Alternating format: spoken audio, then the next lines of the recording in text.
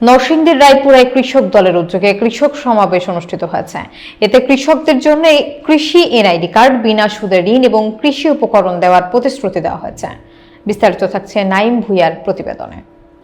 সংখ্যাগরিষ্ঠ কৃষক জনগোষ্ঠীকে সংগঠিত করার লক্ষ্যে সারা দেশে ইউনিয়ন পর্যায়ে 3 মাসব্যাপী কৃষক সমাবেশের অংশ হিসেবে নরসিংদীর রায়পুরার আদিয়াবাদ ও মির্জানগর ইউনিয়নে কৃষক দলের উদ্যোগে 2টি সমাবেশ অনুষ্ঠিত হয়। শনিবার 15 ফেব্রুয়ারি বিকেল 4টায় রাধাগঞ্জ বাজার চত্বরে এবং বিকেল 5টায় বাহেরচর সরকারি প্রাথমিক বিদ্যালয়ে কৃষক সমাবেশ অনুষ্ঠিত হয়। বক্তারা বলেন, বিএনপির ভারপ্রাপ্ত চেয়ারম্যান তারেক রহমান কৃষকদের জন্য একটি কৃষি এনআইডি কার্ড প্রবর্তন করবেন।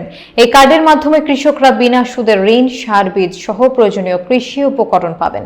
অনুষ্ঠানে বক্তব্য রাখেন কেন্দ্রীয় স্বেচ্ছাসেবক দলের সাবেক সাধারণ সম্পাদক মোহাম্মদ আলী রেজাউর রহমান রিপন, কেন্দ্রীয় বিএনপির নির্বাহী কমিটির সদস্য মোহাম্মদ ইকবাল হোসেন শ্যামল, জেলা বিএনপির সদস্য AKM জাহাঙ্গীর আলম বাদল, উপজেলা বিএনপির সাধারণ সম্পাদক আব্দুর রহমান খোকন, জেলা কৃষক দলের আহ্বায়ক মোহাম্মদ শফিকুল ইসলাম আপেল, সদস্য সচিব দীপক কুমার বর্মন প্রিন্স এবং উপজেলা কৃষক দলের প্রস্তাবিত সভাপতি মোহাম্মদ হান্নান। বক্তারা আরো বলেন, কৃষকরা এ ধরনের সমাবেশে অংশ নিয়ে কৃষি উন্নয়নে গুরুত্বপূর্ণ ভূমিকা রাখবেন এবং কৃষি সহায়তা কার্যক্রমকে সাফল্যমণ্ডিত করবেন। মাথা রেখে মাননীয় ভারপ্রাপ্ত চেয়ারম্যান প্রত্যেকটা ইউনিয়নে একটা করে বিক্রয় কেন্দ্র স্থাপন করার পরিকল্পনা করেছেন কৃষকদের উন্নয়নের জন্য, কৃষকরা যাতে লস না খায়। পাশাপাশি এখানে অনেক বার্তা পাঠিয়েছেন।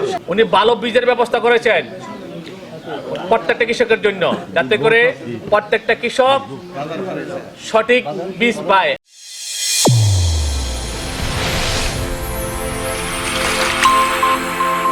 চ্যানেল A1 হৃদয়ের স্পন্দন।